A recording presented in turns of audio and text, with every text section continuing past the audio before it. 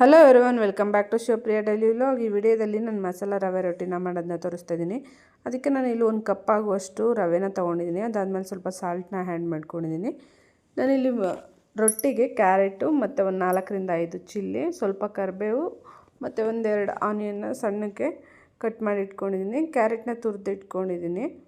Next ಇದನ್ನೆಲ್ಲ ಹಾಕಿ ಚೆನ್ನಾಗಿ mix ಮಾಡಿಕೊಂಡು ಒಂದು ಸ್ವಲ್ಪ ಹೊತ್ತು ನೀರನ್ನ ಹಾಕ್ಬಿಟ್ಟು ನೆನೆಯೋಕ್ಕಿಡೋಣ. ಒಂದು 5 ಮಿನಿಟ್ಸ್ ನೆಂದ ಮೇಲೆ ನೀರು ಹಾಕಿ ಇಟ್ಟಿದ್ದು ಚೆನ್ನಾಗಿ ಅರಳಿರುತ್ತೆ ರವೆ ಎಲ್ಲ.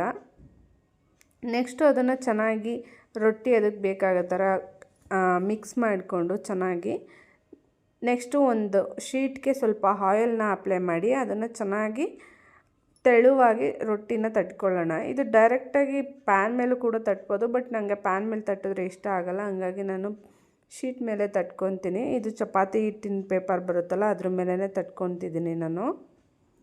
ನೆಕ್ಸ್ಟು ಸ್ವಲ್ಪ ತವಾಗೆ ಸ್ವಲ್ಪ ಆಯಿಲ್ನ ಹಾಕ್ಕೊಂಡು ಎರಡು ಕಡೆ ಚೆನ್ನಾಗಿ ರೋಸ್ಟ್ ಮಾಡಿಕೊಂಡ್ರೆ ರೊಟ್ಟಿನ ತುಂಬ ಚೆನ್ನಾಗಿರುತ್ತೆ. ತುಪ್ಪದ ಜೊತೆಗೆ ಅಥವಾ ಚಟ್ನಿ ಜೊತೆಗೆ ಸೂಪರ್ ಕಾಂಬಿನೇಷನ್ನು.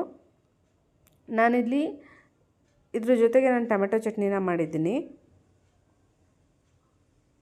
ಎರಡು ಕಡೆ ಚೆನ್ನಾಗಿ ರೋಸ್ಟ್ ಆದಮೇಲೆ ಒಂದು ಸ್ವಲ್ಪ ತುಪ್ಪನ ಅಥವಾ ಬೆಣ್ಣೆನ ಅಪ್ಲೈ ಮಾಡಿ ಚಟ್ನಿ ಅಥವಾ ಖಾರ ಏನು ಮಾಡಿರ್ತೀರ ಅದ್ರ ಜೊತೆ ಸರ್ವ್ ಮಾಡಿ ಸೂಪರ್ ಟೇಸ್ಟಿಯಾಗಿರುತ್ತೆ.